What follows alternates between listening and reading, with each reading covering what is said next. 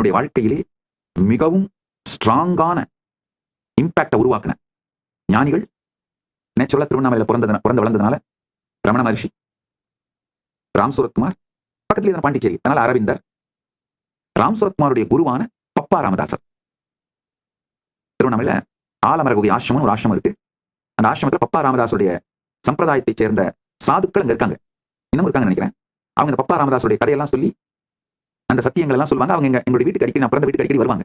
இவங்க எல்லாருடைய இன்ஃபுளுயன்ஸ்னால இந்த 4 பேர் என் வாழ்க்கையில மிகப்பெரிய இன்ஃபுளுயன்ஸ், அவங்களுடைய இம்பாக்ட். சின்ன வயசுல இவருடைய நூல்கள் எல்லாம் கிடைச்சது. ரமண மகர்ஷி, அப்கோர்ஸ் ரமண மகர்ஷியோட ஈகோ சிஸ்டம் தான் மொத்த திருவண்ணாமலையுமே. எங்க திருவண்ணாமலை ரமண மகர்ஷியுடைய படம், புத்தகங்கள், அவருடைய செய்தி, அவருடைய வழியிலே வாழுகின்ற சாதகர்கள், உலகம் முழுக்க அங்க வந்திருக்கிற அவருடைய பக்தர்கள், சீடர்கள், அவருடைய வழியில சாதனை பண்றவங்க.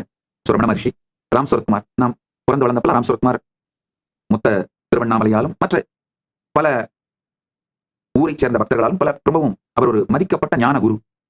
திருவண்ணாமலையின் வாழையடி வாழை என வாழும் ஞான வாரிசு அண்ணாமலையானின் வெளிப்பாடுகளில் ஒரு அருமையான வெளிப்பாடு. அடுத்து பக்கத்திலேயே இருக்கிறதுனால அரவிந்த் ஆசிரமத்தோட புக்ஸ் எல்லாம் கொடுப்பாங்க. நிறைய பேர் திருவண்ணாமலையில் இருக்காங்க அரவிந்தருடைய பக்தர்கள், அடிக்கடி அரவிந்த் ஆசிரமம் போயிட்டு வருவாங்க. அவங்களுடைய தொடர்பு அங்க கூட்டு போயிட்டு வருவாங்க. அங்க போயிட்டு வந்து அரவிந்த் ஆசிரமத்தோட தொடர்பு. அடுத்து ராம் சூரத்குமாருடைய குரு அப்படிங்கிறதுனால பப்பா ராமதாசை அவருடைய புத்தகங்களை படித்து அவரை பற்றி, அவருடைய செய்தி, அவருடைய வாழ்க்கை, அதெல்லாம் ரொம்ப ஆழமான இம்பாக்ட் உருவாக்குச்சு.